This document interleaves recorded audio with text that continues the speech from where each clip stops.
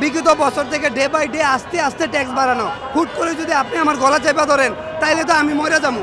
আস্তে আস্তে আস্তে আস্তে এটা ব্যবসায়ীদের জন্য ভালো হইতো এবং কি জনগণের জন্য ভালো হইতো যদি আস্তে আস্তে আস্তে এটা ট্যাক্সটারে বাড়াই দিত।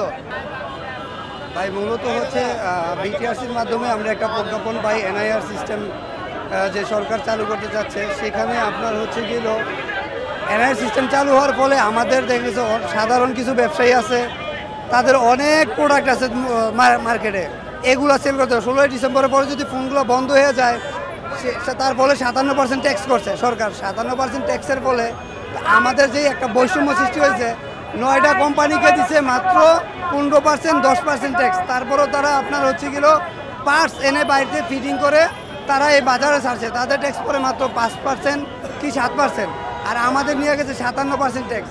আর 16 ডিসেম্বরের পরে যদি ফোন বন্ধ হয়ে যায়, আমাদের স্টকে যে সকল ফোনগুলো আছে আমরা এগুলো নিয়ে কি করব? আর এই যে 57% ট্যাক্স, এটা তো অনেক বৈষম্য সৃষ্টি করে দিতেছে। 57% ট্যাক্সের বলে একটা 1 লাখ টাকার ফোন সেটা কিনতে হবে 1,57,000 টাকা, যা কাস্টমারের জন্য অনেক অসহনীয় হয়ে যাইব।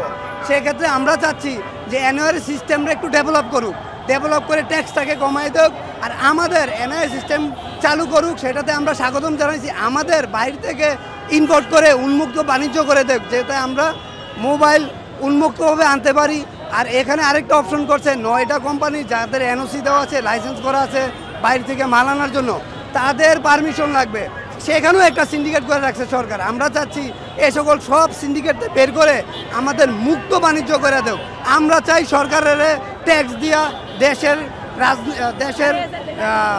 ট্যাক্স বৃদ্ধি করে।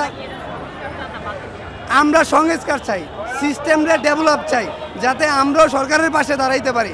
আমরা সরকারের বিপক্ষে না। আমরা 57% ট্যাক্সের 10%,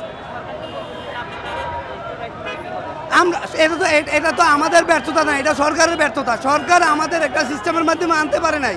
এটাই দরকার ছিল বিগত বছর থেকে ডে বাই ডে আস্তে আস্তে ট্যাক্স বাড়ানো। হুট করে যদি আপনি আমার গলা চেপে ধরেন তাইলে তো আমি মরে যাবো।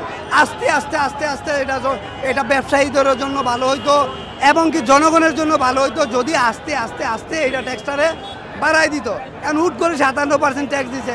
আমরা ভাই এই দেশের জনগণ, আমরা এই দেশের সরকারের পাশে আছি। এই দেশ আমাদের, এই দেশের সাথে আমরাও সরকারের সঠিকভাবে ট্যাক্স দিয়ে দেশের উন্নয়নের পাশে দাঁড়াইতে চাই। সেখানে 57% ট্যাক্স তো এটা অমানুষিক হয়ে যায়। শুরুতে যদি 5% করে ট্যাক্স বাড়াইতো, তারপরে 6%, তারপরে 7%, তারপরে 10%, একটা সহনীয় মাত্রায় যাইতো। হুট করে যদি 57% ট্যাক্স দেন, এটা তো অমানুষিক।